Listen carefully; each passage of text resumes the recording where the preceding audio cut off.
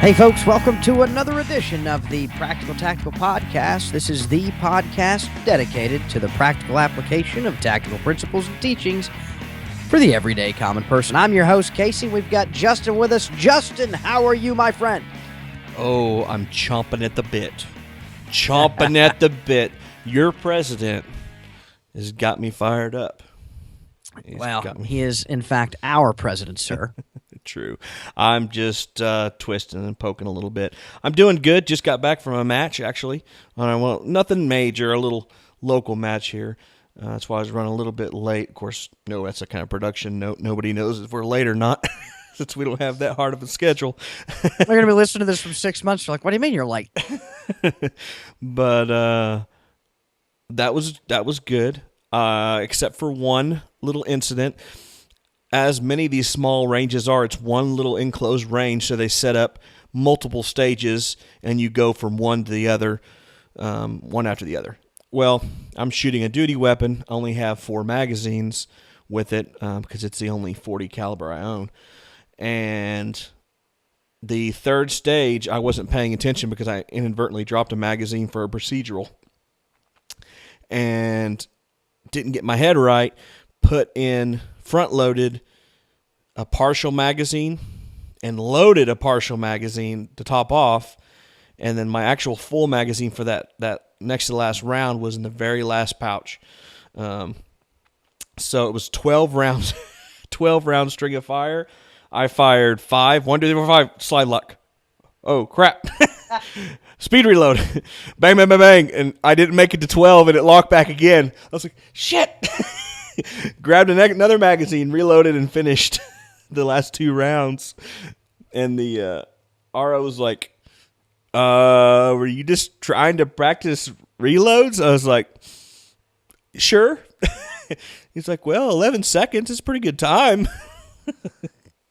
But it was good times. Good times. I would say I was probably about 75, 80% where I wanted to be. Threw a few ones and a couple threes, but I need to do it more to stay consistent to try to keep those down 0 targets consistently. But anyways, Well, good. I worked as per the norm. I've been working. The last week has been rather busy, shockingly. One thing I did notice, and I don't know how this has come about, we've got like 490 new likes in the last week on my Facebook's page. And I don't know where they're coming from. I'm not complaining, mind you. Everybody understands I'm not complaining. But I don't really know where they're coming from. So if you're listening to this, shoot us a message. Let us know. Be really interested to see where you're coming from. I know I did a paid ad buy a couple weeks ago over the, I think it was Christmas Eve. And I think you did another one on the last episode, Justin. Is that right? Oh, I started one, but something about it, I think it had too many words on it, and they kicked it back, so it didn't get as much as I thought it would. I think some stupid thing about I didn't meet their terms somehow. I don't know. I still don't know what I did wrong. I just forgot about it and moved on. Yeah, what it comes down to is 20%. 20% of a photo cannot be more, no more than 20% of the photo can be words. Yeah, I guess I messed that up somehow. Yeah, again, none of us are shocked, friend. Well, this is probably... oh, sorry. Go ahead. No, we're climbing. We typically had about 1,500 to today, just now. I mean, even since I've been waiting for you to get here, we're at 494 new likes this week. So that's gone up even since just a little bit ago. So we are cranking out the likes, which is awesome. Our show stats are up, which is great. We're over 50,000 downloads on the life of the show. All in all, we have the best audience in podcast land, I think, my friend. Yeah, it's good. Got some discussion brewing here and there. It's been good as well. So we're off to the races straight away. What are we going to talk about, Justin? Well, first off, I also want to mention Nomad Survival Solutions. We can't forget them. Henry over there is working on creating a very nice store with some good items. If you're into survival, hunting, outdooring, backpacking, check them out. They're at the top of this episode right there, Nomad Survival Solutions. Check them out. We're going to be talking about two primary things today, or tonight, whatever you're playing it. Oregon and the executive order by President Obama. First off, we'll start off with Oregon. Just to give you as brief as possibly can, I'm sure most of you have heard some version of this, what's going on. As usual, it depends on your perspective, but we'll try to start with the facts, and then we'll go from there. This is centered around a ranch, a Hammond, Hammond ranch. The two primary people we're talking about here is Dwight and Stephen Ranch. If you look at our show notes on our website, we're going to have a few links put through here that you can get to drill down into some of the actual facts, the actual court case documentation, some stuff in there to help you actually read the facts for yourself instead of spin or opinions or other ulterior motives. I digress. These two gentlemen have a ranch, and they basically have about 10,000 of their own acres and about 26,000 of BLM, which is the Bureau of Land Management. It's a federal agency, acres that they lease and pay to use and put their cattle through and all that stuff. Primarily, it's cattle stuff is the big thing out there. Now, just hang on a second. Yes, sir. The thing that's very similar about the Hammond Ranch and the Bundy Ranch was that last year or was that 2014? Either way, the Bundy Ranch also had a rather large home ranch that was their own property and utilized a relatively large amount of BLM land that they also leased to run their cattle operations. So that's kind of part of the nexus here. I'm sorry, I just wanted to throw that in there so everybody understood that. It's very important because the issues between BLM and ranchers is not anything new. There's been a lot of love lost and turmoil and friction for many years between ranchers and BLM. Now, these two gentlemen had started fires, and this is a common practice to burn out invasive species, to refresh the land, or to do what they call a backburn, to burn a protective area to keep a wildfire from being going uncontrolled and burned, something you don't want burned. Anyways, so this is very common practice. These two gentlemen had set, we're going to talk about two things in particular, 2001 and 2006. They had set fires on their private lands. The first one, in 2001, Steve Hammond had gotten permission to do a burn to knock down an invasive species, I guess something not good for grazing, and the fire spread, not planned, but unfortunately, whether it was or not, spread to 139 acres of BLM land. Now, let's also look 139 acres out of over 26,000 that they lease. And also, so 0.5%. Yeah. Also, this isn't like this is this clear line or donut or circle or whatever. A lot of these acres, private and BLM, are intermixed. It's very likely that they don't always know exactly where they are it's very possible it's going to be intermixed. The court later found that the damages they caused to these 139 acres was under the sum of $100. And the BLM actually later determined that these fires actually ended up increasing the value of the land due to, and this is a common thing, a lot of government managements tend to shy away from fires because of the liability, sometimes to the detriment of the local wildlife, which natural fires time to time actually clear it out and help rejuvenate and refresh it. So I don't know if that's the case here, but they did make a note that it actually helped the land in the long run. But only thing, no structures were damaged, no people were injured. They burned down a few trees and bushes, and the highest dollar amount they could give was $100. That's the number one. Number two, 2006, lightning struck and a large fire was burning in the area. The Hammonds conducted a back burn to protect their land, but that this time did not get authorization from the BLM, and a burn ban was currently in effect. During that, one single acre of BLM federal government land was damaged or had fire on it. Once again, no structures, no anything. I mean, it would be dollar amount, a couple bucks. I mean, 139 acres was less than $100. We're talking about cents. No one harmed. That was it. Now, at some point, the conflict grew between these guys, BLM and the Hammonds, and it came to a head where they indicted them on federal arson charges. This was in 2012.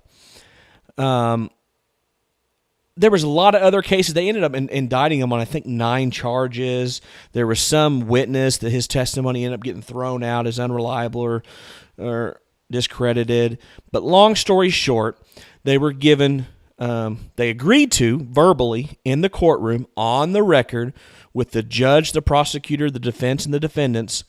Once the jury was having trouble getting determinations on all these different charges, they said, listen, we set these 2 fires in 2001, 2006, the ones I mentioned. We set them. We told you we did. Let's be done with this. Let's get over with it. Let's get to the sentencing of it. We'll plead guilty to these 2. If you'll throw out all the other stuff and all this other noise, we'll just plead guilty to these because we've already done it anyways. We told you we set the fires. So they said, okay. Everyone is in agreement.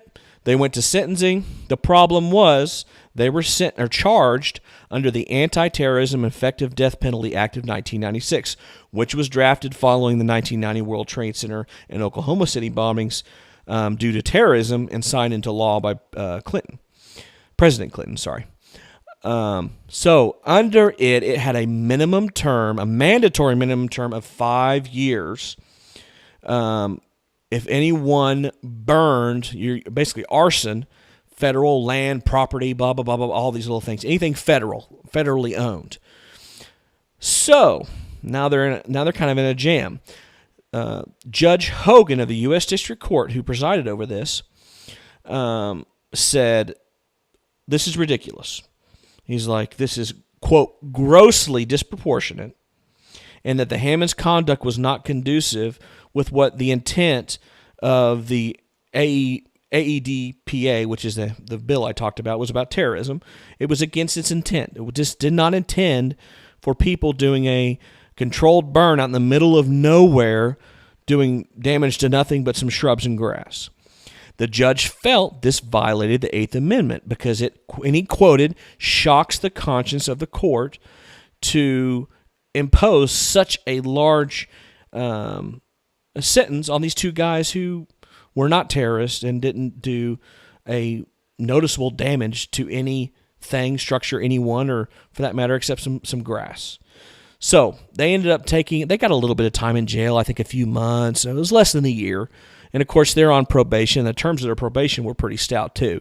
We can't let that go. They lost a lot of their BLM stuff, and that happens. These guys get out of court, they serve their time, and now they're on, I think, 3 years of supervised probation, parole, something like that. The Ninth Circuit Court vacated and remanded it and ordered both of them to serve 5 years, minus the time served. They already had 5 years in federal prison for this charge. This is what caused all the problems and got everyone stirred up. And here we are now with where we are with the Oregon. And I feel like I'm going crazy on here. Can you take over for a little bit here, Casey? What happened, the response to this? Well, I think the first thing we need to look at is the statute under which they were charged. It's 28 U.S.C. 2254, I believe it is, the Anti-Terrorism and Effective Death Penalty Act of 1996. We have to understand that this act, the Anti-Terrorism and Effective Death Penalty Act of 1996, was brought about post-Oklahoma City bombing and other events such as that. And in the law, It talks about anybody who maliciously damages government property, be it personal or real property, buildings, etc., by fire or explosive. Maliciously damages government property, and I'm paraphrasing, by fire or explosive. So, first off, we have to understand that is not certainly in the spirit nor the intent of the law as written by the Congress and passed by the Congress. So that is issue number one. Now, are the Hammonds good people or bad? I don't know. Really, that's neither here nor there. I think it was improperly charged by what amounts to be an overzealous U.S. attorney. The prosecutor in the case, for whatever reason, chose to charge them under this. The key words in the law that, in essence, allow them to be charged is the malicious destruction of government property by fire and or explosive. So we have to look at the word malicious. And dictionary.com says that malicious is full of, characterized by, or showing malice, intentionally harmful, or spiteful. The second definition of that is, which is a legal definition, they say, is vicious, wanton, or mischievous in motivation or purpose. So we certainly know it wasn't vicious, what they were doing. They were doing it to control a fire, etc., etc. It was not vicious. It was not mischievous, as mischievous would be something that is mischief. They meant to do it. There was no mischief involved. There was a purpose for what they were doing. So let's look up the word wanton. Wanton on dictionary.com shows that it is something that is deliberate and without motive or provocation, uncalled for, headstrong, willful, or without regard for what is right, just, humane, etc., careless, or reckless. I don't know that it fits. I don't know that they maliciously burned. They may have stupidly burned or improperly burned without a permit. I don't know that you can get to malicious based on what they've done. Now, mind you, I will say that I've only read so many articles about this, and I'll tell you that information about this incident is difficult to come by from something that's not biased. So I have to kind of draw my conclusion there. But based on what I've read, I don't see how they possibly charged that. I don't see how it was a lawful charging. Period. I think what more likely happened is you had either an overzealous prosecutor. It seems to me that this has been going on since, I believe it's 1982. This family, much like the Bundys, have had an issue with the federal government and the Bureau of Land Management.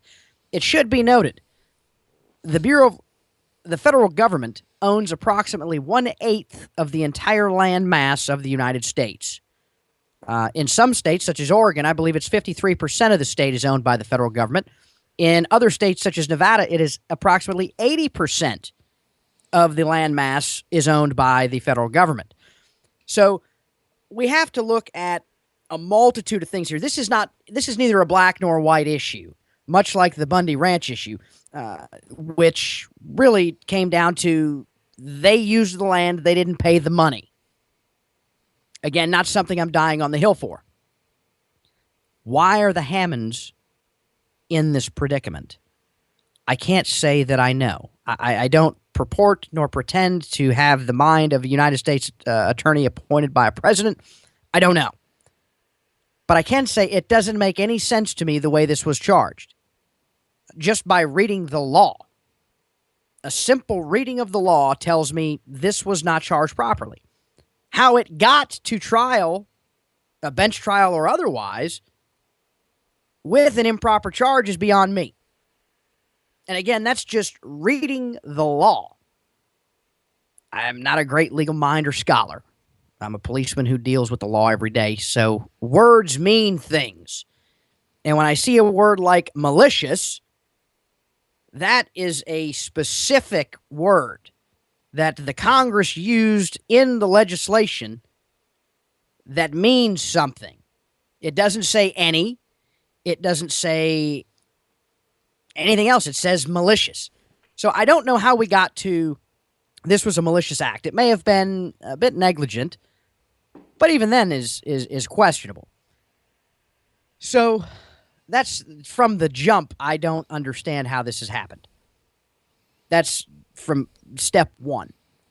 Getting beyond that, I have mixed feelings. So, one, how does the federal government own an entirety of 1/8 of the landmass of the United States? In the state of Oregon, approximately 53%. In the state of Nevada, approximately 80% of the entirety of the state is owned by the federal government. One, my opinion is that the federal government should not be in the landowning business. But they are. There's an issue there. So they own all this land. It's got to be controlled, maintained, etc. So here comes the Bureau of Land Management. I get it. I am not a fan of big government by any means, by any stretch, but I get it. Somebody's got to do it. We have to have somebody to caretake this land, look after it, etc., etc. On the flip side, ultimately that land is owned by the public, by the people. That land is as much mine as it is yours, as it is the Hammonds, as taxpayers, because by the nature of the federal government owning it, it is in fact ours, the people. The Bureau of Land Management, as caretaker and custodian of that land, and through its owner, the federal government, has seen fit to allow grazing rights to ranchers to conduct their business on. You have a lot of cattle, you got to have a lot of land. I'm all hat, no cattle myself, but that's my understanding. So they have the land, they've leased it to the ranchers to be used for ranching and business purpose. I don't know exactly what that comes down to, but that's what they did. So now in my mind, the Hammonds have almost a tenant relationship on the land. For instance, what I mean by that, so you rent your home or you rent your apartment. Yes, somebody else owns it. But in most states, the owner of that land, once they've rented it to you, cannot just come and do as they please on that land. You have, in essence, third-party ownership, let's call it, for lack of a better term. So I have a difficult time wrapping my head around it. So because they were charged under this Anti-Terrorism Act, there's a minimum mandatory sentence of 5 years. The local district judge, I guess it would be, the local district federal judge, saw fit that this is not the intent of this law, as he should have seen. He said, I'm not going to give them the minimum sentence as required by law. Instead, I'm going to give them XYZ. This was all a verbal or oral contract in the courtroom on the record. The federal government, I think, almost in some ways had no choice but to appeal it, which they did to the Ninth Circuit. The Ninth Circuit said, hey, no, you as the district judge don't have the authority to not impose a sentence as dictated by the Congress. One, I don't know that I agree with that or not, but two, let's say that they're right. For whatever reason, our elected officials, the Congress and the House, have seen fit that for such a crime, they mandate this particular sentence. On the one hand, I'm okay with that. I think, that is the will of the people by the nature of them being elected by the people. So I think kind of like a trademark or a patent, the federal government almost didn't have a choice but to appeal it, because if you don't defend your position, i.e. with that of a trademark or that of a patent, you can't pick and choose when you do and do not defend it. So they appeal to the Ninth Circuit. The Ninth Circuit says, nay, nay, my friend, you, Mr. Local Judge, local judicial district judge, he's a federal judge, but of that local judicial district, doesn't have the authority to sentence outside the guidelines. So, and I think they may have made the right call there. I honestly don't know. But what I do know is that there is yet another level of appeal, and that is to the United States Supreme Court.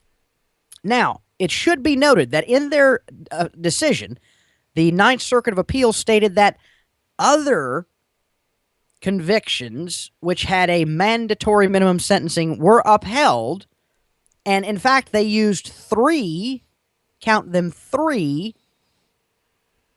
strikes laws. And they were pretty appeals. Ridiculous, too. I kind of don't have an issue with three strikes. At some point, being a shitbag just doesn't pay. So those are the laws that they used to justify when they said the court has upheld multiple times that these ultimately petty infractions for these three strikes laws, that's in essence the precedent. I think they need to appeal it to the Supreme Court. And I think the Supreme Court needs to hear it based on the merit of the case, based on the fact pattern of this case on its own. Again, not an attorney, just common sense. So I think there's a lot of issues with the case, and I don't understand why they chose that particular charging methodology unless they were just too through with the Hammonds, which could very well be. They had an overzealous young prosecutor, which could be. Or it was the only thing they could really charge for, which I have a hard time believing. I mean, listen, if we're being honest, the feds can make us all a felon tomorrow, some way or another. It's atrocious. But I think that's how we got to where we are. I think it should also be noted that the Hammonds, while they may disagree with this, reported to jail to serve their 5 years on the 4th of January. In fact, they have issued a public statement which states that the folks who are protesting do not speak on the family's behalf. Now, is that the case? Or is it, as some other outlets will tell you, that they're being silenced by the man? I don't know. I truly don't know. But I do. It begs the question. I think this is an issue, and I don't know exactly the way to move forward. I think it's terrible. But peaceful protest and whatnot is fine. I think that's okay. That should be lauded, especially when we consider that in Ferguson and Baltimore, people looted, rioted, destroyed, and burned everything that wasn't either nailed down, tied down, or just happened to be there. So I certainly appreciate and can understand where they're coming from. I'm not a rancher. I don't have a lot of experience with that stuff, but I'm going to tell you there's a lot of things in this particular instance that doesn't pass the initial smell test, but I also recognize that I likely don't have all the facts, and that's really probably what it comes down to, and I don't know that I will. So that's kind of my stance. It's just not clear cut. That's the problem. It is not. And the problem, a lot of the issues are the people that have taken over that cabin or whatever in Oregon are not locals. A lot of the locals share the sentiment, as you and I would share the sentiment, of having an issue with overreaching federal governments and the growth of the federal government for years, my entire lifetime actually. Echoed, you can look back and see congressional hearings with militia members where they were talking about, it's like a broken record, the growing federal government, growing debt, blah, blah, blah. And that was in the 70s and 80s that we were complaining about this. It's not a new issue. I'm not defending their methods, their means. implicitly or 100%. Especially when someone goes, I wouldn't want someone coming to my place, setting up in my backyard and protesting on my behalf if I didn't ask them to. That's not cool. Even though I support them, it's kind of like in a ways, it's kind of like the open carry thing. I don't want to see people open carrying. It's stupid. I support their right to do it, but I don't agree with it. And that's probably a bad example, but it's kind of the two things going on at the same time. I agree with them being against the federal government. I don't really like the way they're doing it. I guess that's a better way of putting it. But to speak to a few other things here, the Bureau of Land Management is really about money. It always is about money. Their annual operating budget is $1.1 billion as of last year was their operating budget. But the neat thing is that I can't find the figures readily for 2014, but in 2004, 10 years ago, they generated $1.1 billion. They generated millions or billions of dollars. Most of it's minerals, mineral royalties, rents, and bonuses.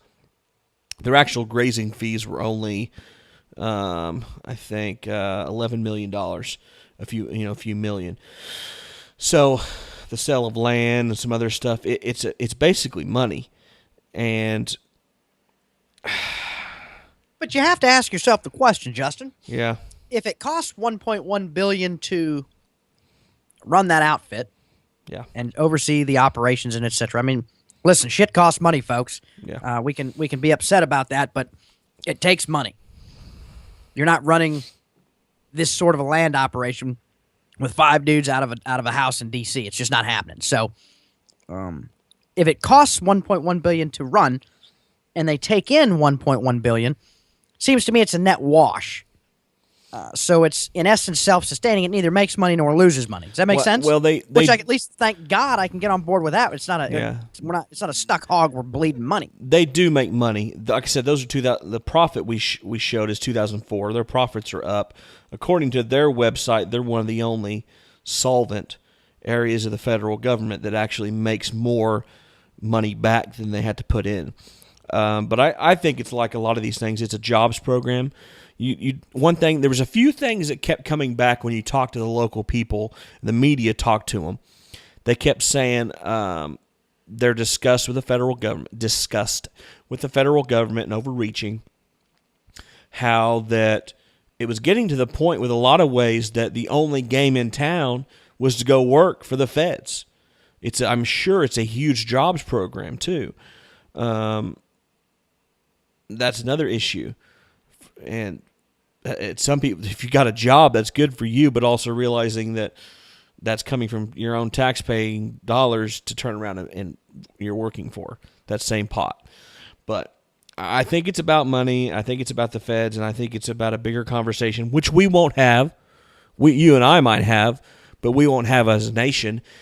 Does the federal government have any business being in business? And what is the role of federal government? That's the overall thing about this. I don't have a problem with the federal government doing a handful of things. I don't think, and I have a problem with and would like to have an honest discussion on why they are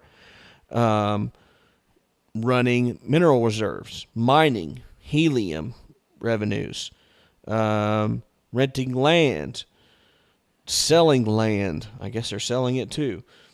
Doing some grassland projects, all this stuff that they're doing. I don't think that necessarily, and we don't know. Right here in 2004, they made $1 billion, and it probably cost them about $500 million to run if you kind of look at the scale of it. So they made $500 million profit. Which, if we're being honest, is I mean, $500 million. It's $500 million sounds like a lot of money, but let's make sure we're all tracking here. When it comes to the actual percentage of the federal budget, it's a rounding error. Yeah. You understand that. Billions getting close up there, but it's like single-digit percentage. Yeah, it is not. Certainly, that little job that's going on there is not keeping the federal government afloat. But the last thing I was trying to get on here, and we can move on, the unseen cost. We don't know how much a company, a rancher, a local business would have profited. They might have been able to generate $2 billion of revenue while only spending $750 million to operate. We don't know. And we'll never know because it's the feds, it's the government. And until we have that conversation, focused on that being the goals and priorities, focusing on facts, we'll never know. Because that is an unseen cost that we don't. It's kind of like when they move money over here to pay for that, the broken windows theory. Oh, break the window and that'll make job for the guy that makes glass. Well, what you don't see is what that shop owner would have spent that $500 on if he didn't have to pay for that broken window. He might have bought something completely different, which would make created a job for somebody totally new. And you never see those costs because they never come to being. And the government is a huge, huge factor where people look at it and go, oh, we're good, we're solvent. Yeah, you really don't know what could have been there if the government wasn't there, imposing its will on others. But anyways. Well, I'll go with this. I don't think that the federal government is acting maliciously to stifle business in that aspect. I don't think there's some big conspiracy to keep the people down. The conversation that needs to be had is there's so much, there's a ton, just a shit ton of overreach in many facets of the government. I almost don't have much of an issue with the BLM, but again, I'm not a rancher, so I don't interact with them. I've never had to deal with them, but I understand that the land that we own as the people, as the United States, has to be managed. Whether the feds do it or the state does it, somebody's got to do it. So the cost of doing that is not going away. Like, we have to understand that. It's going to be borne by somebody. I don't care who it is, but it is going to be borne by somebody. Whether it's the locals who probably can't afford it, the state who probably can't afford it, or the feds who've bought up all this land. And again, I'm not taking up for them. I don't necessarily think that we need to own that much land as a nation. We own the entire nation, so I'm really kind of lost on that. But it is the people's land, and it does have to be taken care of and looked after. That's not free. We can say what we want, have nobody out there, and then what? So, but that's not. The problem is I have to stop you there, though. Both ways. You can't have it both ways at the end of the day. Well, let me interrupt you there. The land was there before, and it wasn't. It was fine, and it'll be there after us. Yes, it was fine. Why does BLM have to manage scrub brush out in the middle of Montana and Nevada? They don't have to. It's what's going to happen if they just walk away tomorrow. It's going to be the apocalypse out there. I certainly don't think that, but I also don't think that it's going. We're looking at this at a very focused. But I think if we got back in the long range 50,000-foot view, as opposed to the 500-foot view, there's a host of things that shit just has to happen. There has to be burning. There has to be this. There has to be that. There has to be whatever. So now we have public land, and now Joe Schmuckatelli's out there with an illegal mining operation, and no one ever knows because this is out in the middle of nowhere. So, I'm not particularly taken up for him, but it has to be managed, just like your household has to be managed. I could not mow my lawn, and everything will be fine. It's going to look like shit. My neighbors are going to hate me, and at some point, it's going to come back to bite me some way or the other, be it a snake in the grass or something. It's going to you have to do that. Or you could not, I guess, and see what happens. I'm good either way. All I'm saying is, my opinion, it probably needs to be managed. And so, I get that. But we look at things like the EPA and just the Federal Education Department. There's so many things that Okay, BLM, I get it. It's one of those things that's got to be done. The the Department of Education, really? Maybe. Let's look at the IRS. We have such a convoluted, complex tax structure that you got to have 115 billion people to keep up with people to make sure that they've filed. I mean, you understand, you pay your taxes every week. It comes out of your paycheck like it's a jack. It's not really a tax. They take it. You don't get it. They take it from you. And you work your job wherever you work, and you're not overclaiming. It's standard deal. And they take your money all year. You pay in however much you pay in. And we'll say, for the sake of argument, that it's generally right. In fact, most people pay more than what they should. So they get your money, sight unseen. They take it. If you don't file that little piece of paper at the end of the year, you've committed a crime. Simply for not filing the piece of paper. Are you kidding me? In what? There's no logical sense in half of the shit that they're doing. And then let's get into the whole why don't we just have like a 10% thing across the board? Okay, you take my money, 10% right out of the check. Unless I made money or something, what am I filing? Bitch, you already know how much I made with the W-2 thing. Or W-4, whatever it is. So, what do you... File? File what? File. Are you kidding me? It's systemic, though. They do it because it... throughout. Yeah, the overcomplication and convoluted is all stacked on top of more on itself, because it is self-serving, and I self as in the federal government. It creates jobs, it generates all this other stuff, tax lawyers, tax services, blah blah. All this stuff is self-serving. That's why I was kind of So we hit the button today and say we're going to do it not that way. What happens? A lot of people are out How of work. How does that look? What happens when all those people are out of work? Yeah. Then that's... I don't know. You see what I'm getting at? Yeah, and it's kind of like the ripping the Band-Aid analogy off. Because at some point, we have to do something. And that's what it bothered me kind of when you said, well, somebody has to manage that land. I'm like, no. I want to envision a world where the federal government doesn't have to do that. And I think a lot of people say, well, somebody has to do this. Somebody has to do the taxes. Somebody has to be there. We've both grown up in a world that all this was the norm. And I'm thinking, wait a second. What is all that unseen stuff?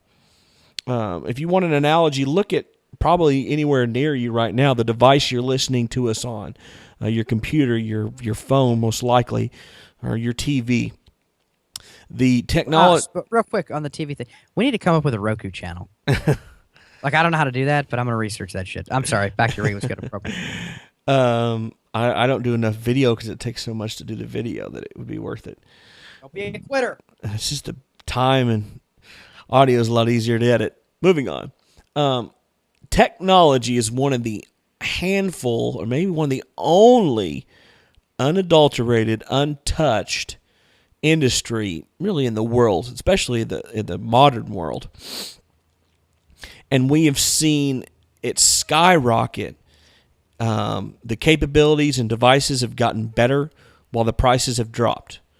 At a minimum, every year, the same TV you bought last year for $500 can now be gotten for $400. Next year for $300, next year for $150. Or you can spend that same $500 every single year and get a better, bigger, smarter TV. Same thing with your phone. But meanwhile, all the other areas where there's massive amounts of regulation, control, government involvement, the prices have either stagnant or increased. They virtually never decrease. So, hello, what kind of government, what kind of mineral, what kind of energy might we have developed in Nevada if it wasn't for the feds running it? And that's a multi-pronged issue. It's not just the BLM. Oh, it's a multifaceted problem. It's a It's all, and so, a lot of it's kind of dreamland in the big times. But it's. I say that to try to get you to think differently, to unprogram your head with what you've been programmed since you started school and you've grown up in it. Our parents have grown up into it. Our parents. We don't know anything other than that. So it's very hard for us to think of, wait a second, what would I do if I couldn't call this number and have this guy come fill this pothole in my street? If there was no government, there would be no roads, and the electricity would go off, and we can't even think of a world without all of these things, even though these things, a lot of them haven't been around for more than 50, 100, maybe 200 years. They are in our history are very, very new, but yet now we think we can't live without them. And we're like, dude, people were surviving for hundreds and hundreds and thousands of years without any of this nonsense. We were surviving, thriving. For instance, just one more thing, and I'll get off my soapbox here. Poverty. Poverty was dropping like a rock with the Industrial Revolution and especially the United States, when it just took off, this free society of owning yourself and your property rights and profit motive and capitalism just went bananas. And the poverty rate just dropped right along with it as everything went up, until one thing happened. The federal government decided it needed to do something about poverty in the 60s and 70s. And ever since then, poverty has been stagnant. It's been up or down or up or down or up or down, up or down. It's just kind of bouncing around. It hasn't changed. What? It was fine before they messed with it. It was dropping. And the only time it stopped dropping is when the feds decided to start fighting it. The war on poverty. So I think we need to have discussions that are based on a different mindset that's more universal, and not that we need to suckle on the teat of the federal government to provide all this stuff for us. I don't want to go back to the Stone Age, but there has to be a happy medium of freedom of liberty that is not where we're at now, I guess. I totally agree with you. I think that you're 100% right. The conversation that needs to be had is, what role does government actually play? Because, and I said it earlier, but you cannot have it both ways. You cannot have it both ways. So we can't get pissed about one thing yet laud another. You can't do it. And I don't know where those mediums are and things like that. I guess it's different for every person. But, if you're out there and you paid $10,000 this year in taxes, and you get $15,000 back because you have kids and this, that, and the other, you're part of the friggin' problem. I get it. That's what you're quote unquote entitled to. But I just don't see how you could pay less or get them back more than what you paid. It's insanity. I don't blame them for taking it. It's in their best interest. I don't either, particularly. But the conversation has to be honest. Yeah. If we're going to have the conversation, it has to be honest. Has the government done anything good? Certainly, they've done plenty of good. But I think there's many things that have outlived their usefulness. And like I said, we just have to have the honest conversation that if you want the government to do X, Y, Z, and then they go and do A, B, and C, you almost can't bitch too much. And kind of what we're going to talk about next is the White House has come down with an executive order dated the 4th of January 2016, depending on when you listen to this. Who knows? We could all be in a shooting war by then. I don't know.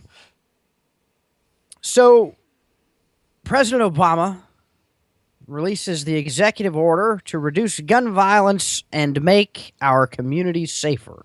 Well, thank goodness it starts out, the fact sheet from the White House starts out, gun violence has taken a heartbreaking toll on too many communities across our country.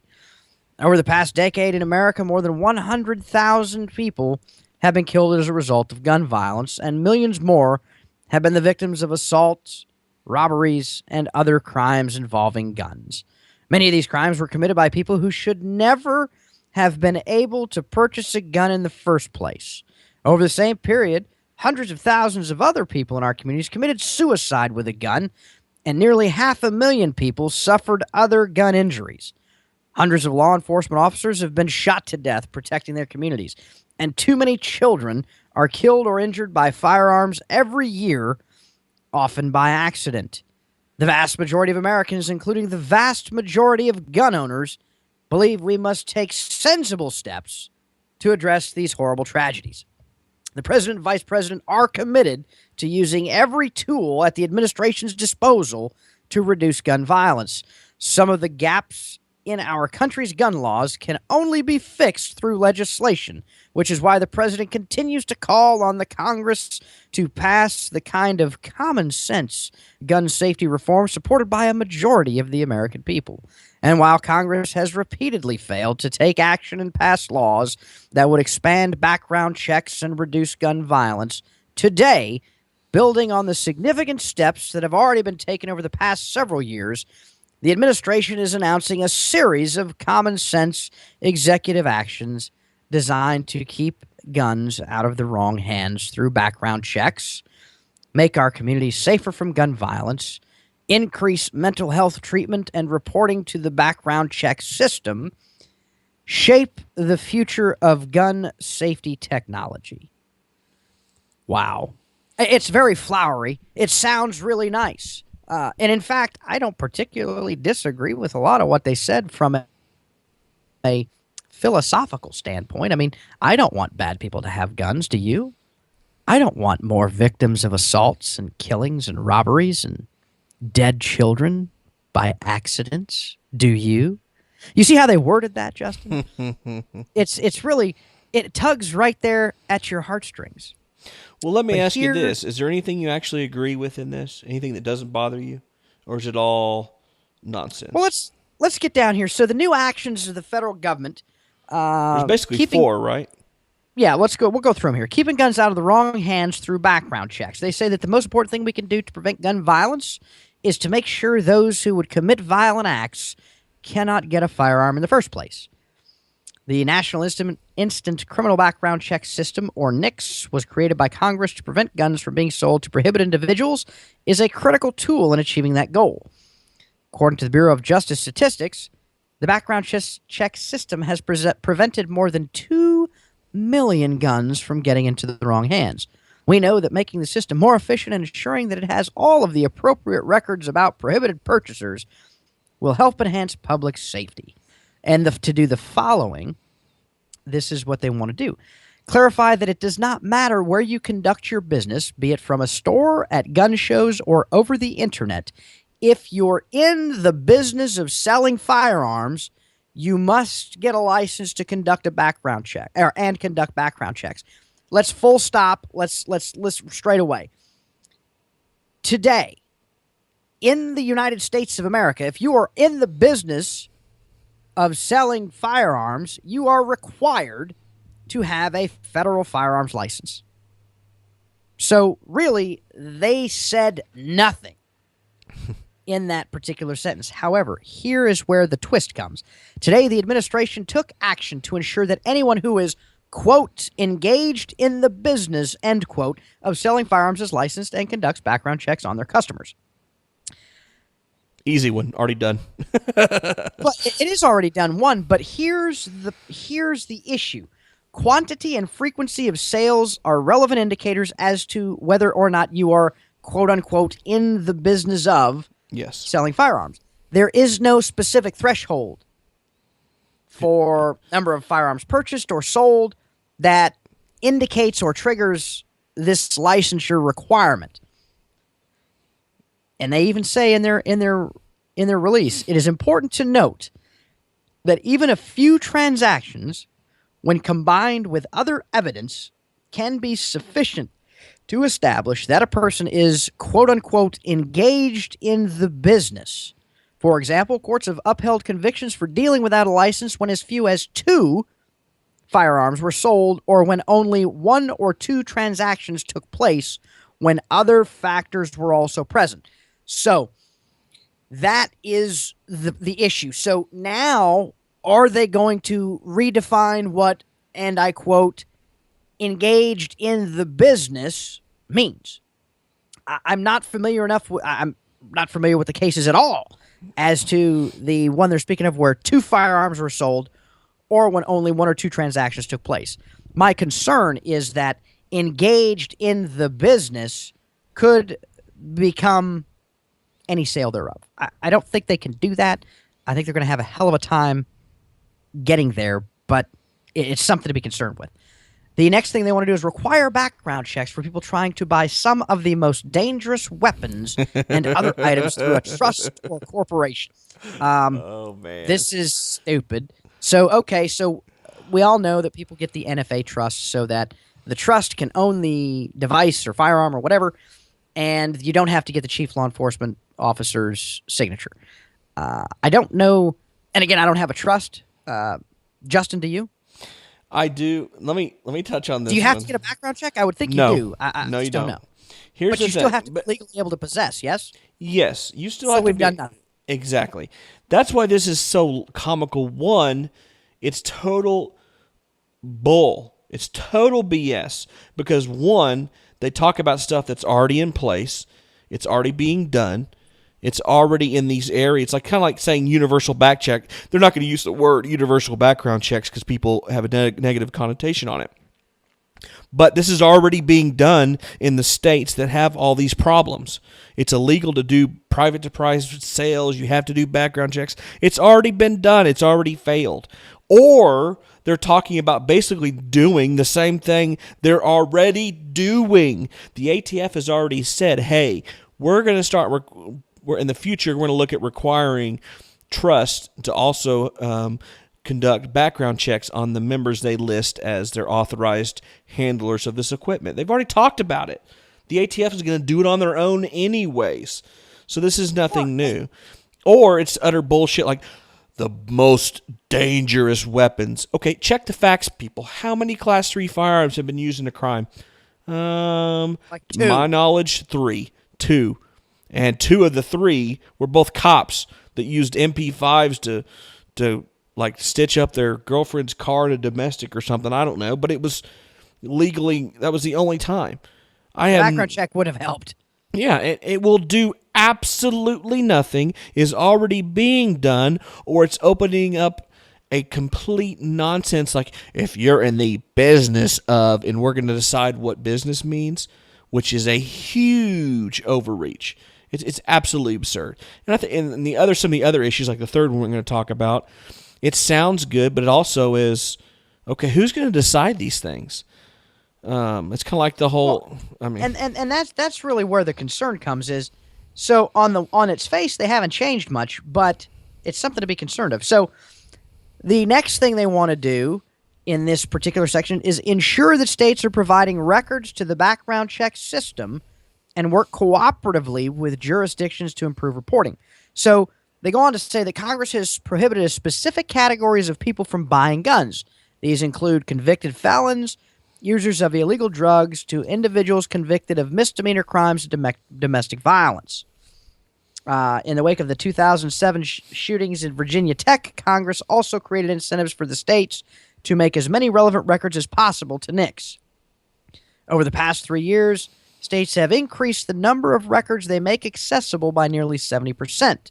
To further encourage this reporting, the Attorney General has written a letter to the states highlighting the importance of receiving complete criminal history records and criminal dispositions, information on persons disqualified for mental health reasons, and qualifying crimes of domestic violence. All of that is, they're already doing it. They're just wanting to do it better. Okay, Roger, got it. And they want to make the background check system more efficient and effective. And to do this, they're going to hire 230 additional NICS examiners, which is going to increase the existing workforce by 50%. And this is supposed to reduce the strain on the NICS system. And I think they're wanting to make it 24/7, which they're going to do through the U.S. Digital Service to modernize NICS. I don't know what U.S. Digital Service is. I don't know if that is a federal entity or if that is a contract organization. I don't know. So the first four, okay, these are things that are already happening. We have to be concerned with, in my opinion, the main thing is what is engaged in the business. What does that mean? What does that look like going forward? The other thing I think we need to be concerned about is health. They're talking about the criminal history records, criminal dispositions, and informations on persons disqualified for mental health reasons and qualifying crimes of domestic violence. So we go back to the convicted felons, users of illicit drugs, individuals convicted of misdemeanor crimes of domestic violence. Let's make sure we're all tracking here. I don't know that limiting misdemeanor crimes of domestic violence really does anything. So to talk about this, we have to really understand what domestic violence is. You and me generally think, okay, you're married, you have a girlfriend, whatever, you smack your old lady around, that's domestic violence. Yep, got it. We all agree with that. Justin, were we ever roommates, Justin? Overseas? No. I don't remember. I would have remembered. You'd still have nightmares. But so I went to an all-boys military school. Lived away from home. It was a boarding school. Technically, by most states' domestic violence statute, if he and I were to get into a fist fight drunkenly over the Predators versus Sharks in hockey, in theory, that could be a domestic violence crime. It would be. It would be in my states. state. In my state, it would be. It would be in this state. And so, if I go back home this summer, and me and my 4 years younger cousin, who is the closest thing to a brother that I have, if he and I get into a drunken brawl over the Vikings versus the Packers, that is domestic violence. If the girl I was banging in high school and I happen to run into each other at a bar, and she gets pissy, I get pissy, she smacks me, technically that's domestic violence because we've had a sexual relationship or have children together. It is so convoluted. In essence, the point I'm making is damn near every crime you commit is likely to be a qualifying crime of domestic violence. That's number one. What constitutes a domestic relationship? It's gotten to, in the state of Alaska, it's the 4th degree of consanguinity, which is, it's like I'm gonna have to look that one up. He is my mother's cousin's cousin. You know what I mean? It's so far removed. You're what? So the 4th degree of consanguinity, and the other statute we also have to look for in most states' misdemeanor domestic violence laws is by words or other conduct places one in fear of imminent bodily injury. That's generally the statement. By words or other conduct places one in fear of imminent bodily injury. So, again, my cousin and I are arguing, and we may be sober, we may not. It really doesn't matter. And I make that. You clench your fist and you do that. The thing that I suck at trying to describe it. Like you're going to hit him, and he cowers. And he calls the law and he says, well, I thought he was going to bust my face because that's what he did when he was 15 and I was, 13 or whatever. Boom. Domestic assault. It's a domestic assault. Yeah. Because of our relationship and by words or other conduct, I place him in fear of imminent bodily injury. Because most people don't understand. Insane. They don't understand the basic definition of assault. Assault is the threat of force. I don't have to actually touch you. I have to make you fear that I'm going to whoop you until my fist hits your face. Now it's battery and the charge is even higher. The threshold for misdemeanor, and this is misdemeanor assaults, are very low. It's interesting. They really are. In this state, we don't have assault and battery. It is a singular assault statute. So just so people are clear, you don't necessarily have to drill somebody in the mouth to get to get a qualifying domestic violence charge. And then we have, here's the beauty too. So, holy shit, there's other crimes that could qualify as domestic violence depending upon your state. Harassment. In this particular state, harassment is by telephone, text, messaging, etc. Harassment does not happen face to face in my state. But if I call you at an ungodly hour and continue to do so after you've told me to stop, or I send you 11 billion texts calling you a MFer or whatever, and I have no legitimate communication purpose. So a typical night of you out on the town drinking. Yeah, roger that. So technically, that would meet harassment. And so in this state, domestic harassment is a thing. So there's a host of things. My concern is what's qualifying here. Users of illegal drugs. What does that mean? Like they're gonna self-report or something. Hey, everybody that's using illegal drugs, let us know so we can put you in the system so you can't buy a gun. Okay, I smoke dope. Yeah, what does that mean? Does it involve a conviction? I don't know. So there's a host of things that we have to be paying attention to. So that section is a bit of an issue. Not to mention that is committing a misdemeanor grounds for you to lose your firearm rights for how long? For the rest of your life? It's forever, I believe, yeah. Forever? Are you kidding me? You get a verbal altercation? What is it? Brady and Lautenberg. That is insane. Brady, I think it's the Lautenberg Amendment. Yeah, Lautenberg. Yeah. The Brady Bill or something. I don't remember. That's just too much. I'm sorry. That's too much. It's crazy. So now they have this other section. We want to make our communities safer from gun violence. To do this, we're going to ensure smart and effective enforcement of gun laws. Like we're not doing it now. Basically, what this is they're going to include funding for 200 new ATF agents, dedicating $4 million and additional personnel to the National Integrated Ballistics Information Network, or NIBIN. NIBIN's really cool. So as a detective, I end up using these things. So we can take a gun from a crime, send it off.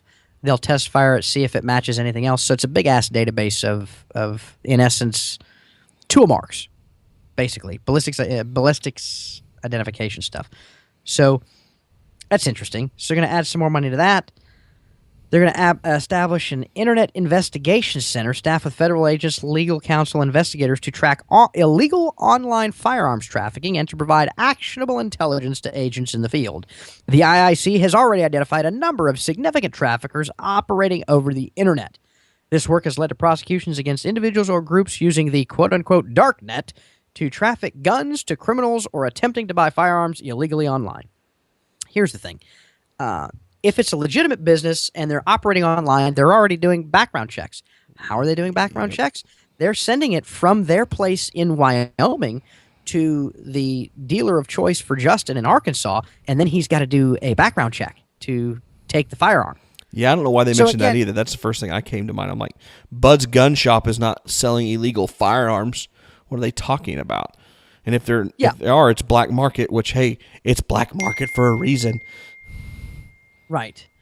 The next thing they want to do is ensure that dealers notify law enforcement about the theft or loss of their guns. Well, gee, no shit, folks. If they know that it's gone or lost or stolen, they're going to probably report that anyway. A legitimate business will. Moving on. Issue a memo directing every United States Attorney's Office to renew domestic violence outreach efforts. What did I tell you? What did I tell you? What did I tell you? What did I tell you? So here we are with, domestic violence. Let's create more criminals. Yeah, let's double down. Yeah, why not? Split them? Yeah, hell yeah, I'll split tens. You know what I mean? So again, this is concerning. What is domestic violence? So there's some concern there. And not to mention, just to put it in there, if you don't know, these systems, this domestic stuff, as far as how the court cases come there, are hugely, vastly disproportionate against males. Even though every measure we have shows that domestic violence, as you put it in general terms, is plumb near even 50-50. A little more on the male side, a little more testosterone there, but we're talking damn about near 50-50. Yeah, we're talking about 51-49 or 52-48. I mean, we're not talking about a disparity more than double digits here. But yet the convictions and all the people that get put through the system through this are like 80, 90, at the lowest 70%, but most of them average about 80% males get hammered with these charges. Very, very sexist, very, very against males, but very, very few people actually discuss that. Just going to throw that in there. So another part of this whole domestic violence thing that we're talking about, and again, I am not for domestic violence. I just think our laws and shit are flawed.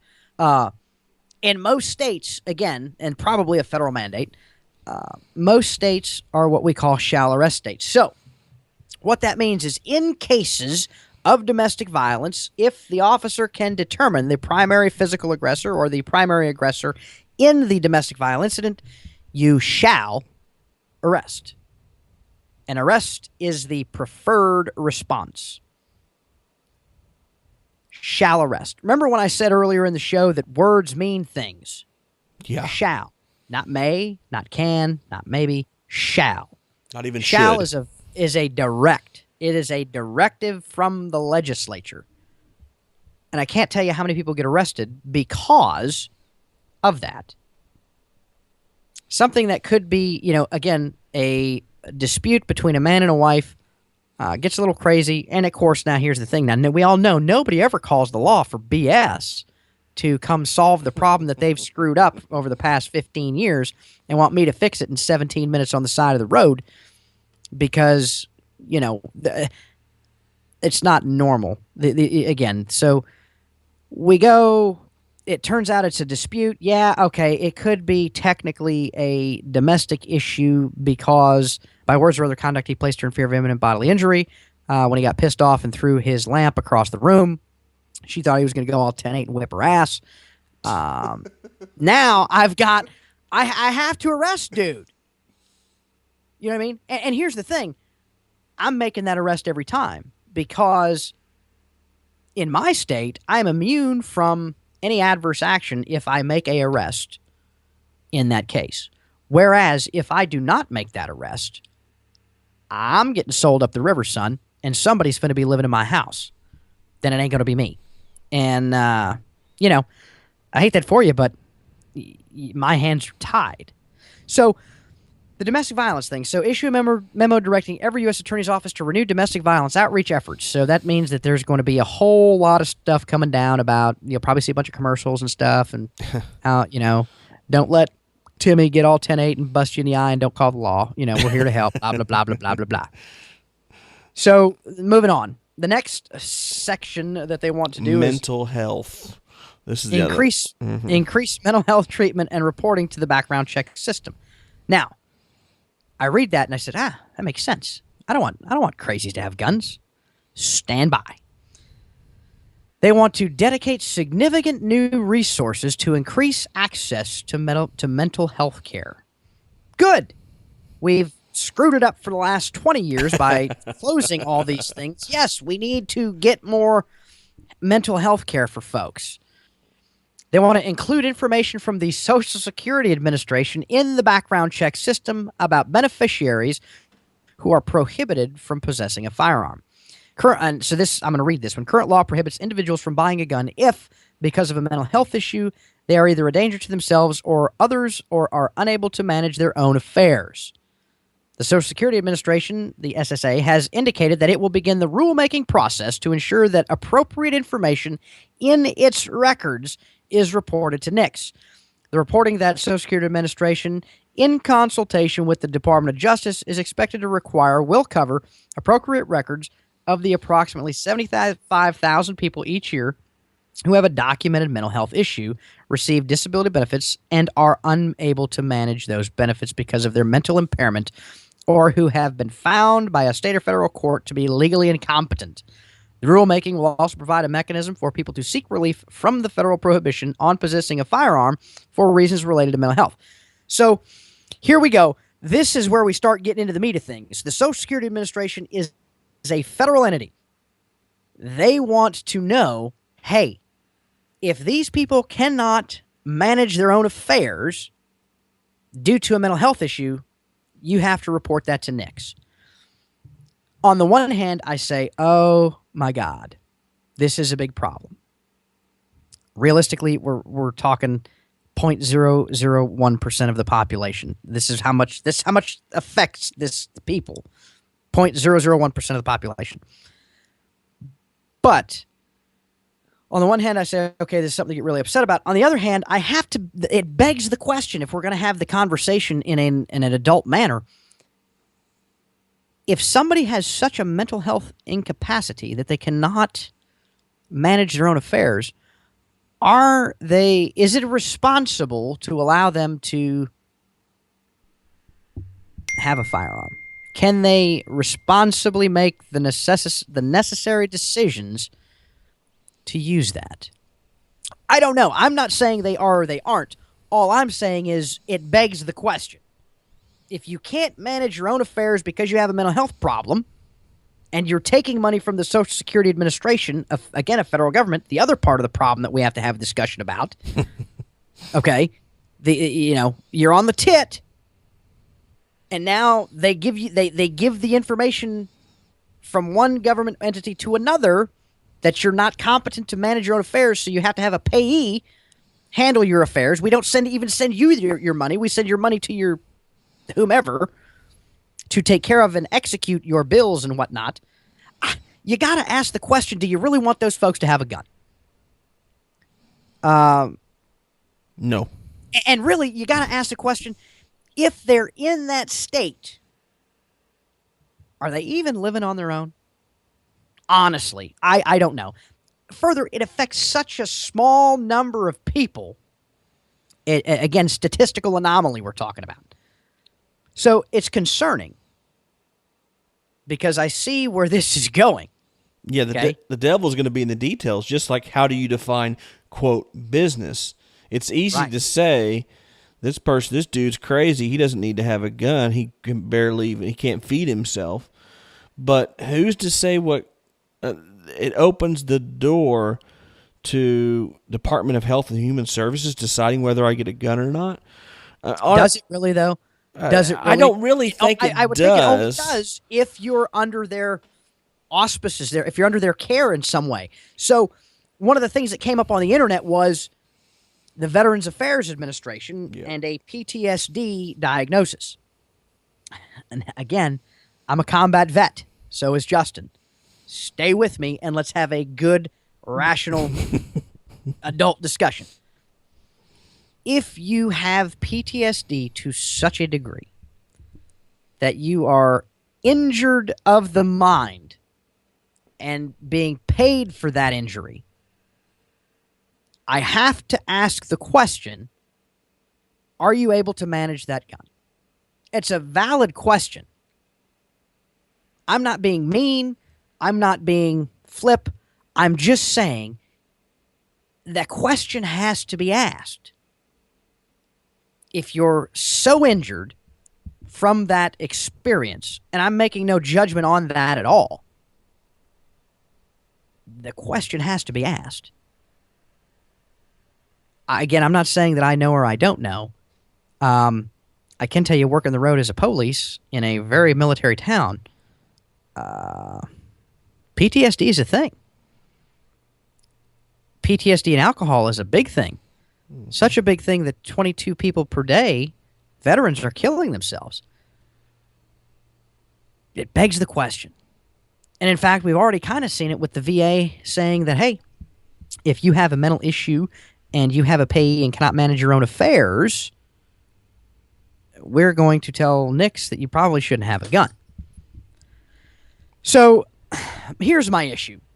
I don't necessarily disagree with what they're saying. And you can hate me, send me hate mail. That's okay. I'll be sleeping just fine tonight and tomorrow. But it's a question that has to be asked in the light of day without emotion, looking at facts and facts alone. It's a question that has to be asked. So now the question becomes, if you're that injured from that, should you have a gun? If you're receiving pay and saying you're that issued for that, and you're not, are you a frickin' liar? There's really the only two options we have, folks. Those are the options. Again, not being mean, making no judgment on anybody anywhere. I think the question begs to be asked. Justin, what are your thoughts? Well, I know there's some people out there. There's legitimate issues. But one, PTSD shouldn't be a lifelong thing. It's not like you've gotten, I don't know, HIV or something like that. You're working through some stuff. Most people that really get diagnosed with that should get some help and work through it, and that'd be it. But I do know personally, anecdotally, people that, hey, when you go in for your disability stuff, tell me you have some nightmares. I was like, I don't really have that many nightmares. I mean, well, you think about what happened. I'm like, occasionally. I can remember an incident with this or this or that, or a smell, or a car door slams, or lightning, or if somebody flashes their headlights, gets my attention, but it's no big deal. Well, make sure you tell them that, and you can get another 20% on your disability. I'm like, what? I'm like, no, I don't want that. I'm good. I'll deal with it. If I need help, I'll get help, but I'm okay. I mean, everybody has a little flashback now and then or something like that. It's not debilitating. It's not disabling me. So I think there's a lot of people out there that would probably resemble that remark about people cashing in a little bit. I don't know if it's widespread, and it's not like I can point this at you individually. You listening to this, you're bad. I can't do that. But we also cannot be, it's intellectually dishonest to deny its existence, because I know of it personally with a handful of people, and I'm sure they're not just, outliers. My problem is this with most things. I don't have a problem if someone is adjudicated through a court system through, here's the big thing, quote, due process for them to lose rights. I have no issue with that. However, I have a problem with the expansion and convoluted and overcomplication of this process. It's kind of like some people saying, it sounds great. It sounds really good, but in practice, as the feds go with it and go with it and go with it, these programs don't shrink, they grow. It sounds great to say, hey, if you're on the terrorism watch list, the terrorism no-fly watch list, you should not buy a gun. Yeah, that's right. They're terrorists. Terrorists shouldn't be able to buy guns. No, it sounds good, but it's some list that's secret that we don't know anything about, and there's no due process. No, it's bad. It's bad. So I'm not saying on the surface, looking and reading this, that I disagree with any of it. In fact, most of it's already being done. If you're mentally adjudicated as whatever, and I'm not an expert on this, you're already losing a lot of those rights. I have no problem with that. But I'm very leery about how far they could go and who makes the decisions, because I think we still have a right to due process. Just kind of I totally agree with that. I think that, again, I don't really particularly have issues with what they're saying. I think there needs to be a mechanism to do that through the courts, to have a legitimate legal adjudication that this is the issue. Because now you have a disinterested third party and a judge. Hell, make it a jury thing. Whatever. Yeah. I think that needs to happen, personally. But kind of goes back to the whole thing. You're playing with the government stuff, and what can an executive order do? Give directives to executive branch, or to the executive branch organizations on how to enforce things and this, that, and the other. So, it's kind of a double-edged sword. I'm okay with it as long as they start drug testing for welfare. So so am I, dude. I can't. Allegedly, that's unconstitutional or something. Yeah, because I don't it would really understand impact how. Democratic voters. Yeah, no kidding. I just think it's an honest conversation that needs to be had. And again, I'm not passing judgment on anybody. I can see where this is going. I guess is what I'm getting at. So, there's a reason that this guy Casey's never been to a VA hospital. But well, You know, also I don't necessarily think I'm jacked up on anything, but I didn't even go. People are always like, "Oh, you need to go." No, I'm not going. I will pay for it out of my own pocket if it is service connected. But again, I don't have. I'm very fortunate. There are a lot of folks who need it a hell of a lot more than I do, and one, I don't want to take away from them, but two, dude, I'm not doing anything that's got the federal government's name on it if I can avoid it. Yeah. So, well, one more thing about the mental health. Let's also remember, if you went to a doctor that was doing bloodletting and putting leeches on you to try to get you well and it didn't work, and he goes, "Oh, well, that's dumb. We shouldn't have done that." And he goes, "Okay, well, now we're going to blast you with broad spectrum this and overload you with this one. That doesn't work." And then he comes up with plan C, D. At what point do you say, maybe I need to find somebody else to supervise my health care? So when it comes to mental health, let's look at the history of mental health and how it's been not working and working or not working. I don't know that these same people are the ones we want to empower even more to continue with mental health, because they've not exactly been doing a bang-up job. So, and I would agree with that. Before you have a conversation about how we can change the mental health care system, let's start with, hey, let's have a performance evaluation on you and see if we actually even want you to keep running this show, because you make a drastic turn, and arguably both sides. There's evidence both ways from having. I could make the case both ways. Yeah, from having huge institutions, and then we decided, no, we don't want to lock these people away, so let's get rid of the institutions. Now they're on the streets and the criminal justice system disproportionately not getting effective treatment. There has to be a happy medium. But once again, we need to discuss that and the effectiveness, not giving that system more power to do more things. They need to focus on being effective at doing their job, which is mental health treatment, not necessarily reporting to NICS and all this other stuff that this could, when you use such general language, could evolve and go down that slippery slope. So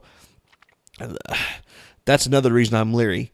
Anytime they have more power or more purview or their job or mission creep, for lack of a better term, that really, really bothers me. But are you ready to move on to the last one?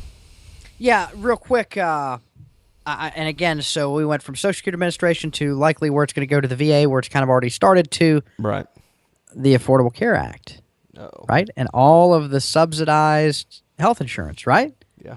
We see where this is going. It doesn't take a lot. Anyway, moving on. They also want to remove unnecessary legal barriers preventing states from reporting relevant information to the background check system. They go on to say that although states generally report criminal history information to NICS, many continue to report very little information about individuals who are prohibited by federal law from possessing or receiving a gun for specific mental health reasons. Some state officials raised concerns about whether such reporting would be precluded by the privacy rule issued under the Health Insurance Portability and Accountability Act of 1996, or HIPAA. Today, the Department of Health and Human Services issued a final rule expressly permitting certain HIPAA-covered entities to provide to the NICS limited demographic and other necessary information about these individuals. So now they've, in essence, changed the law. Carved out a little bit of area of the HIPAA. Well, and I have an issue with that because the law is pretty clear about what they can and can't do. And if someone is a danger to themselves or others, there's already provisions in HIPAA for them to act. They're mandatory reporters for those purposes. Correct. Now, the final thing they want to do is shape the future of gun safety technology.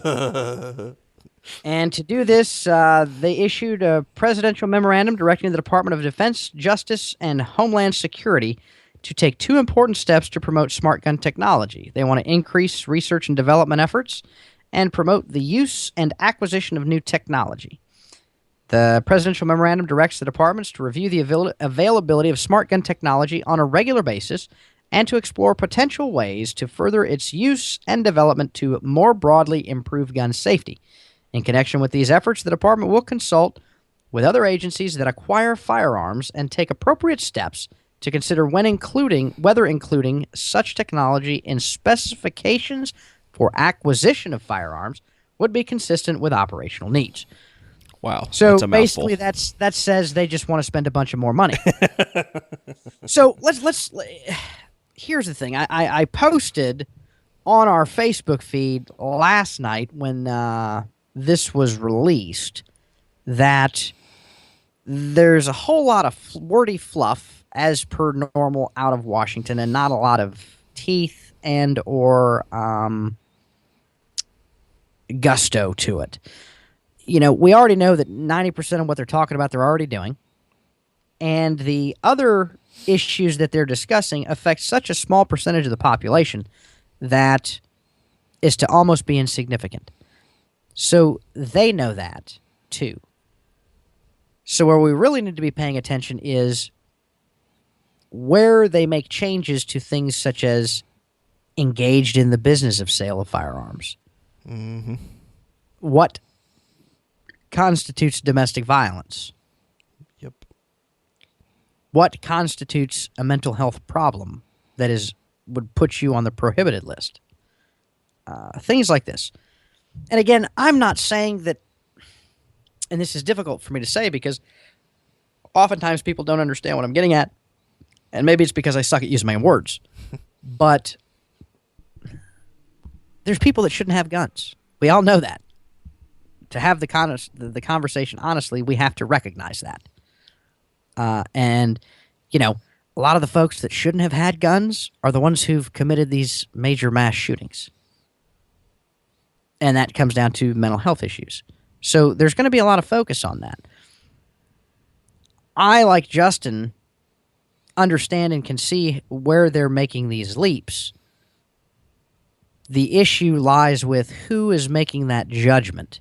Some bureaucrat in D.C., or at a local office of Health and Human Services, or the Social Security Administration, or the VA, or whatever, or your local doctor? Or is it somebody who's a judge? I get what they're trying to do. They're already trying to do it. They've really changed nothing at this point. But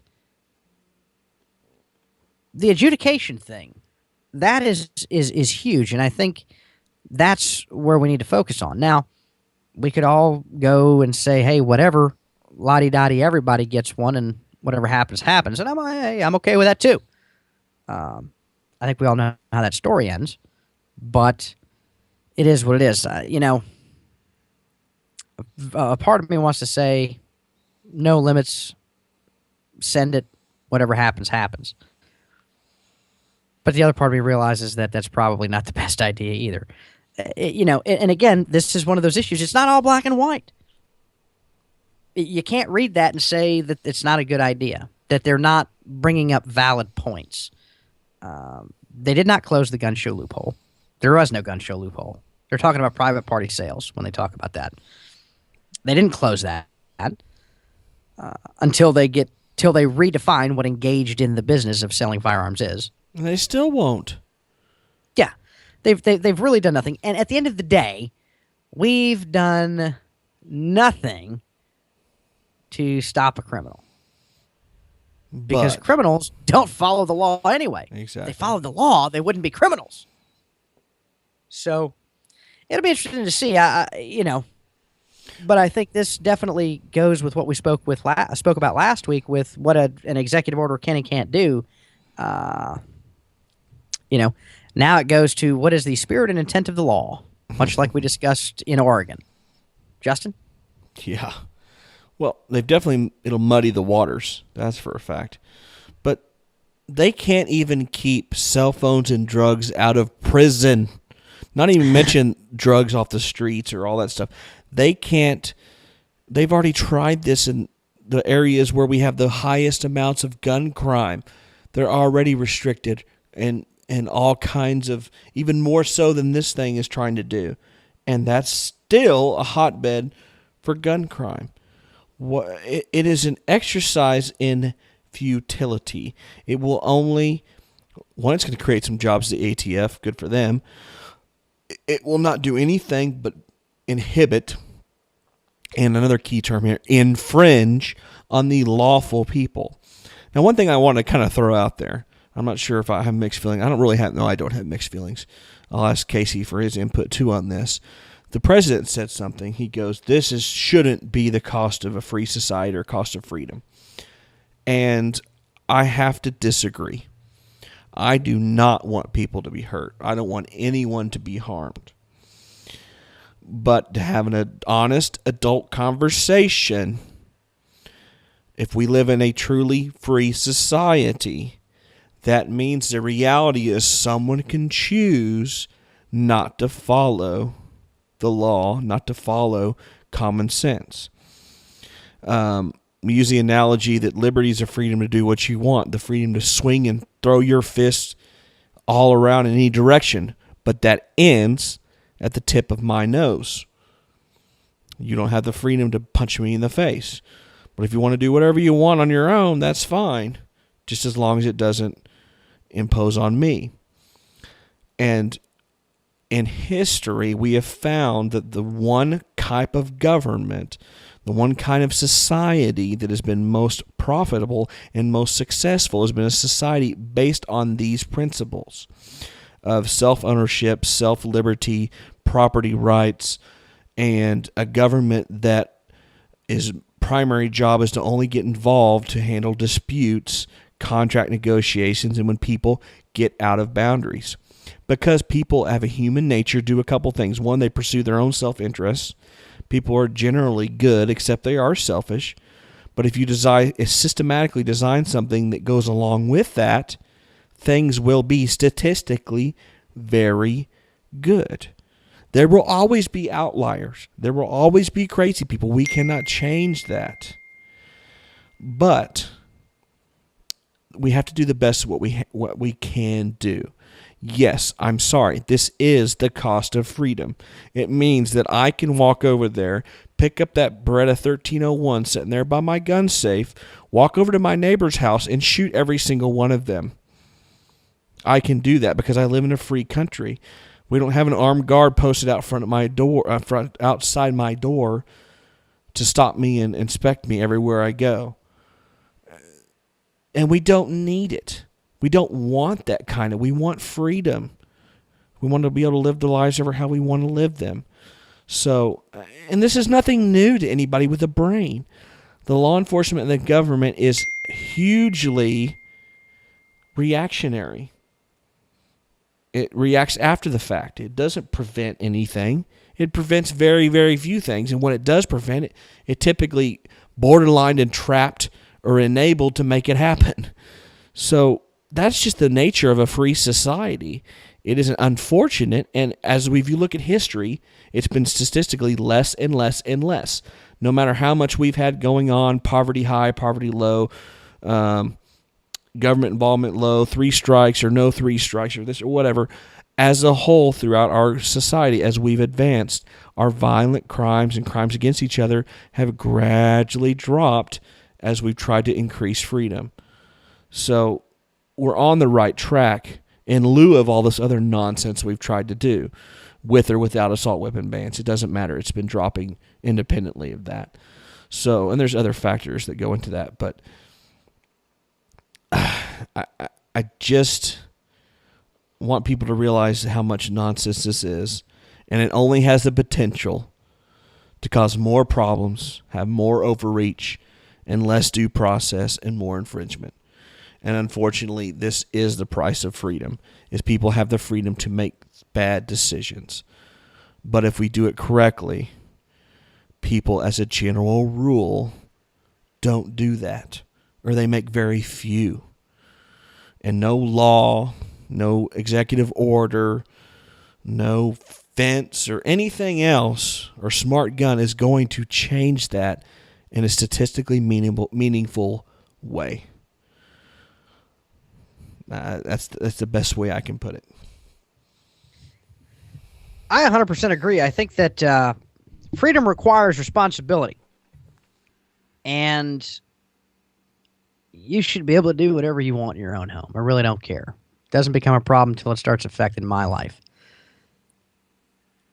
I think that is the way things should be. And it's unfortunate that we continue to have people who want a more involved government to feed them, clothe them, house them, pay for their phones, pay for their internets, etc., etc.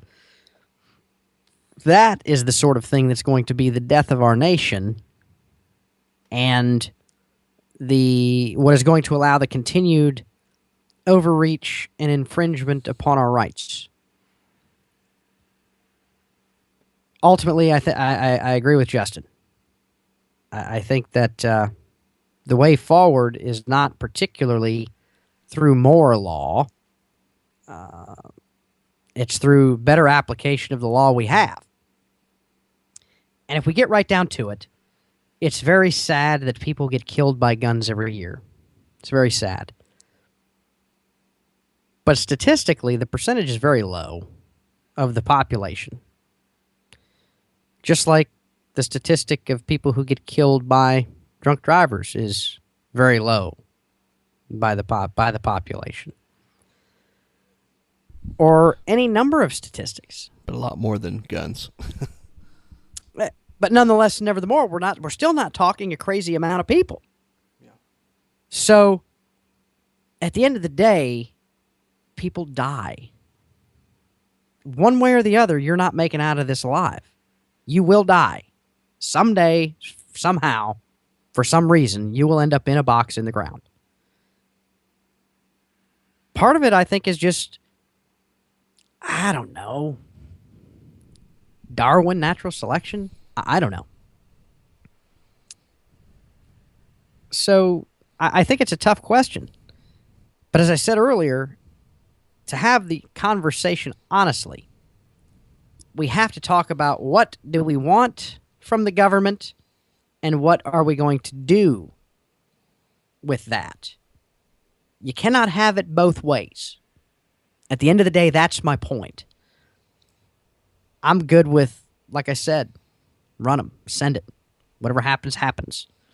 That shit will sort itself out, rest assured. In short order, it will get worked out. So, I think freedom is not cheap, freedom is not easy, and freedom requires responsibility. I do think that regardless of how you feel about these particular issues, I think it's good that we're being aware of them. I think it's good that we keep our elected representatives aware of them and our stance and feelings on it, because that's the only way to get heard. And certainly before we can do anything, we have to be heard until such time as that's not the way to do things. So that's kind of my thoughts. Justin, anything else to take us out? No, sir. No, sir. Look us up on the Facebook. We just passed 2,000 likes. We really hope we continue trending. We've reached 4,000 people just this week in posts and stuff. So if you hear this and you agree, disagree, at least agree to have the discussion based on facts. Share this. Get a discussion started. Reach out to both sides, not just an echo chamber of the people you agree with. Post that out there, not overly confrontational, and maybe we can continue the discussion. And, of course, we'd like to have more likes, more engagements. We'd like to grow.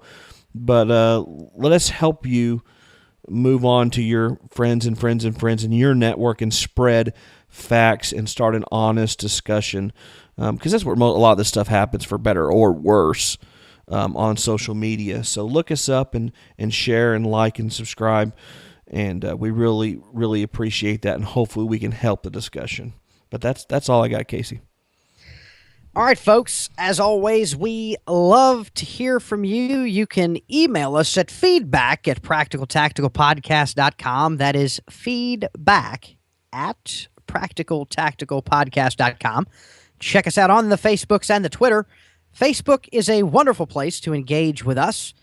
We love to chit-chat with our fans. We love to hear your commentary about the show or whatever it is we post.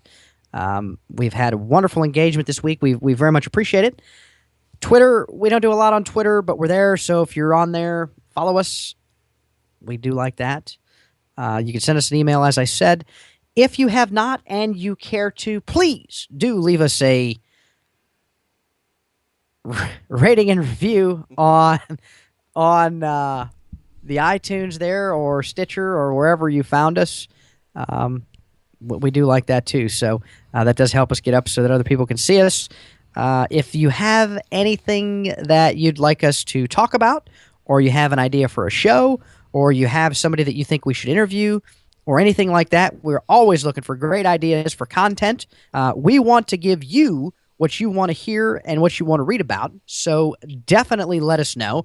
We do everything we can to make the best content for you.